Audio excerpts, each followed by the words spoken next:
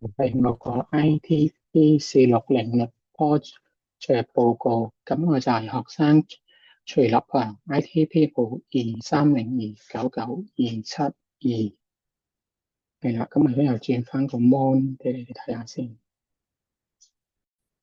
咁首先我係入咗 AWS EC2 入邊，咁就可以透過 IPv4 IP 前往嘅。咁佢係 因為我冇開 HTTPS，所以改翻 HTTP 先至可以登入。咁我呢個界面咧就分咗兩 part，一 part 就係普通用戶淨可以結合訂單、訂購欄同埋自己嘅訂單，邊個就係多啲嘢。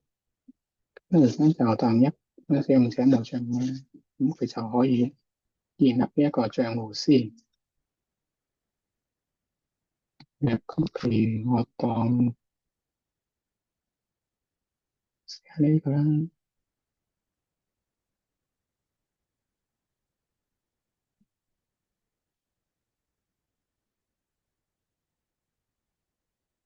咁我名就係顯示嘅，唔會用嚟登入，要用電郵嘅。碼咁你要符合晒你所有條件先至俾你註冊到，撳完註冊驗證咗，咁你就要翻你頭先個電郵嗰度收翻個驗證碼，咁你就收翻個驗證碼就得啦。咁你確認咗真係嘅，你擁有個電郵，咁先至喺系統嗰度有翻你資料嘅，跟住就等一般使用者有咗賬號啦。咁你再確認一次資料啱唔啱，咁就俾你登錄到啦。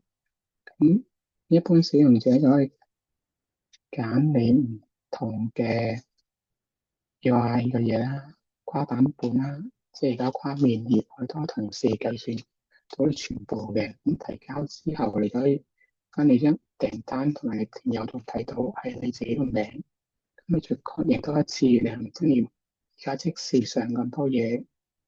咁係你確認啲錢，有兩種結賬嘅呢個嘅支付寶香港就得嘅。好，現金你坐翻前台嗰度，確認咗你俾錢就得啦。咁後台我哋隨時 sales 呢個啲全部職員就會見到嘅。咁而家等翻嚟入邊啦，等10秒或者自動撳，佢都可以翻到去嘅。咁你入邊後台登入咗，就管理訂單，你見到呢個用戶01，咁我就入邊有錢，咩未俾錢，咁到時睇翻佢係咪俾現金定點啊？咁商品管理嗰度嚟就可以改名、改價錢、儲存嘅。而家就同埋可以圖片上傳。頭先你見我有幅圖咪錯咗嘅，咁海鮮鋪點係咖啡咧，咁就可以調翻佢啦。你就入件訂單，海鮮鋪度就冇咗幅圖，嗰啲預設嘅，你翻圖片管理嗰度再上傳翻圖，咁我今次就用1:2啦。海鮮煲同幾湯啦，咁上傳佢就係自動同你分解咗，咁又分完個圖片度睇下，見到佢就左右啦，或者以前咁最多可以上傳4幅圖嘅，分又見啲小唔好圖啦，咁咁見錯咗，咁你就冇再地分咧，所以同時算多個啲嘅。咁如果你係正常，你見到幅圖應該係1嘅。你咪加翻1:1咯，1:6咯。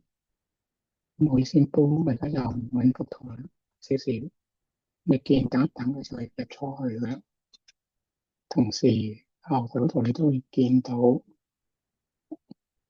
收歸時間，誒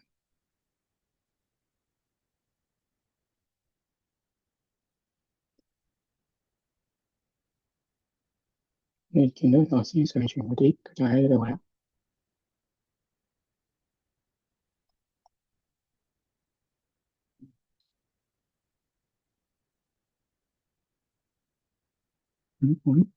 我呢個部署其實頭先就簡單介紹過，其實喺 AWS 入邊嘅 lab 嘅，咁我用咗 EC2 列嘅喺上面運行咗一個 Linux，咁呢個就係我名。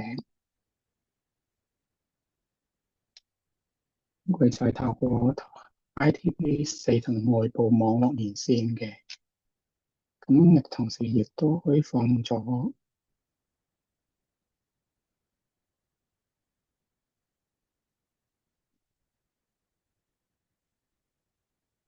22泊位同埋3306，同埋呢個即係唔係泊位，不過係有一 ping 到睇下佢有冇連線。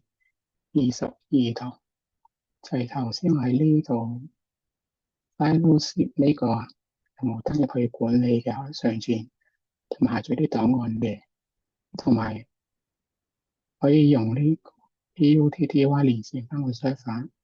呢個就係用條 key 去登入嘅啫。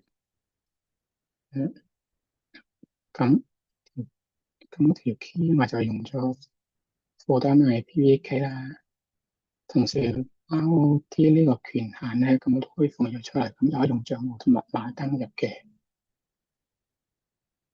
咁我再示範一次呢個登入啦，等又成功登入㗎啦。呢度最大間位，最多一次，等佢就係成功完善啦。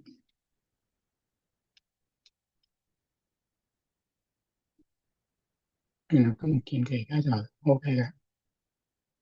同時我係咁 Apache HTTP server 做一個網站嘅 server 喺 ES2 上面嘅。PHP 我就配合咗 PHP-FPN 作為 Apache 嘅包推。咁 MySQL 就係 database 啦。咁同時用咗 PHP 嘅 GD library 作為圖像處理，即係喺呢度。咁同時我暫時淨可以 set 咗最多3:3一張圖。咁上傳嘅 server 我就自動同你分翻咁多內容。軟件主要就係用 PHP 寫嘅，透過 PKO 同埋 MySQL server 連接。咁其實我頭先同你將用戶嘅名啊、商品等等資料上傳去到 server 嗰度嘅。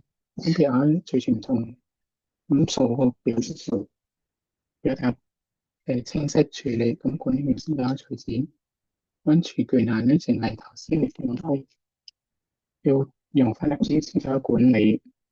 咁同時亦都係 set 咗係指定 IP，咁就6個人入邊嗰啲公司先至可以用到嘅。咁而簽授權亦登入頭先就見到佢係翻一般嗰度嘅啫。咁將來可擴充性咧，咁而家我暫時就係 EC2 單一嘅啫，到時會加多幾個 server，同埋用 Amazon IDS 取代本地 MySQL SQL，同埋到時用 Amazon S3 儲存圖片，咁提供佢個擴展性啦，同埋會用 HTTPS 加強安全性嘅。